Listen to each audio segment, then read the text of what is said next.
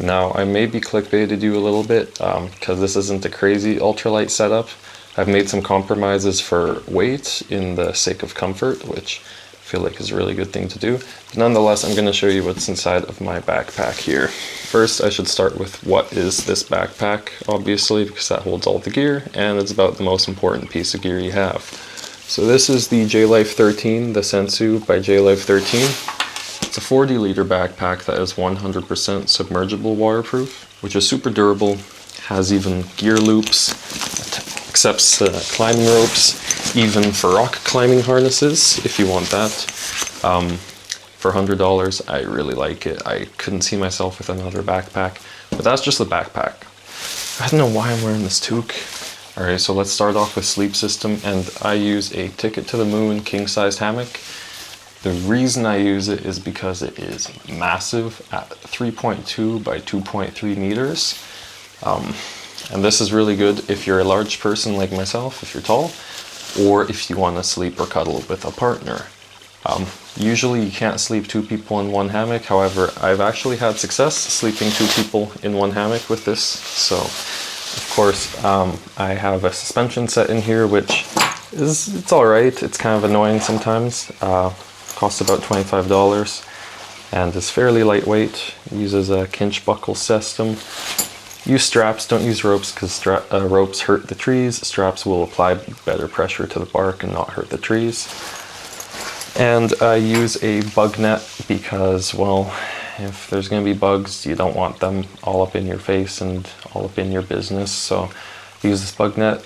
It's $20, fairly light, from Ticket to the Moon, and you know, works fairly decent. It just takes up a lot of volume in my bag, which is one thing I don't like. So for this entire setup was about $100, and it is like mega comfortable luxury. Weighs a couple 100 grams more, but you know what, it's worth it. It might not be ultralight, but I bring my Himalaya salt crystal lamp camping because it helps fight off negative energies and dark spirits while I sleep, and totally worth the extra weight. Bonus, you can actually use it as salt. That's dust. Next up is insulation, which is super important. And I use the incredible Little Shop of Hammocks underquilt, and this toaster goes down to -10 Celsius, which can go even further. It's 900 fill power. It costs a lot, actually, but super worth it. This is incredible. You can see more of my thoughts and opinions on the Little Shop of Hammocks toaster underquilt review, another blog post link. I go into way more depth on this freaking incredibly good underquilt. Sunlight, you're changing the lighting of my scene. Next up on the insulation is some China Light stuff, and this is the Naturehike 800 fill power down envelope style sleeping bag thing. And it's pretty decent, although the sewn through design is not good.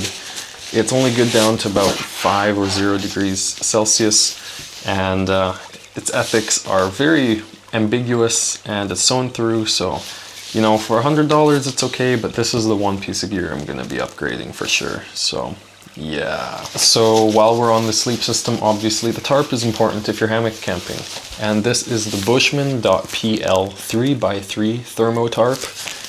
It's thermally lined, if I can pull it out here. So it's thermally lined, which is really good if you're cowboy camping or hammock camping and you know how to set up a tarp properly.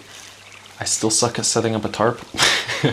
I'm still getting better at it. So excellent tarp. This costs only about $70, $80. So, you know, for price, 700 grams, excellent tarp. Now it's time to go into the cooking setup. And I have a small, cheap, and very lightweight system. So first I use this military like mess pot kind of thing. These cost $5–10 from a military surplus store.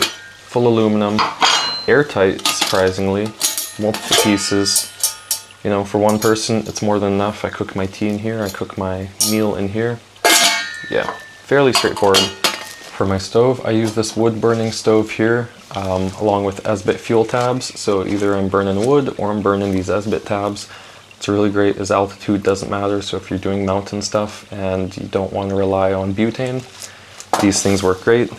just one or half of these tabs will boil a full cup of water, so I really like using these.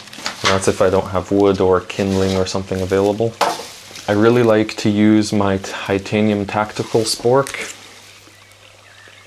It's a tactical spork. I'm not going to go into more details, but I will post a review on April 1st. So make sure to smash that subscribe button to stay informed when I make a review on this. Ah, the sun burns my eyes. Ah, fuck. I actually use the fire steel to start my fires because it's a lot more fun. You feel a lot more badass, and like, let's be real, like, oh jeez, that's super satisfying. So yeah, I like to use a fire steel. Just if you want to go this route, make sure you actually have a good one, because a bad one really sucks shit. So make sure you have a good one. Also, as backup, I carry a container. As a backup, I always just carry one small bundle of wax wood, just as a fire starter, and a little container full of belly button lint or pocket lint, because that stuff ignites like crazy. Carry this Lixada stove, which is honestly such a piece of shit. Not because it's bad or heavy or anything, but it sometimes comes disassembled while you're cooking. And while I was hitchhiking in Austria, this little piece of shit came apart, spoiling my dinner and my sleep because I had no energy. And yeah, so just get something a little better, maybe something with a hinge that's easier to put together, because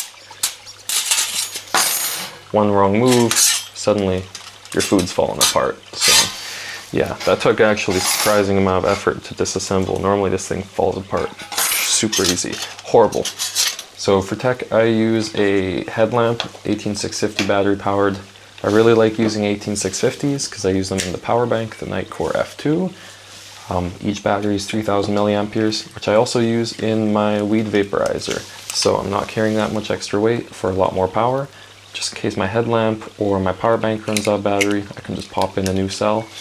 And combined, I have 1200 milliamperes of power, 12,000 milliamperes of power, so you know, to recharge a phone or whatever. And for general navigation, I use both paper maps, and I put GPX maps onto my watch here, which costs $25. Maybe, I really love having GPX on the watch because, yeah, but also compass and paper maps is the best way to go.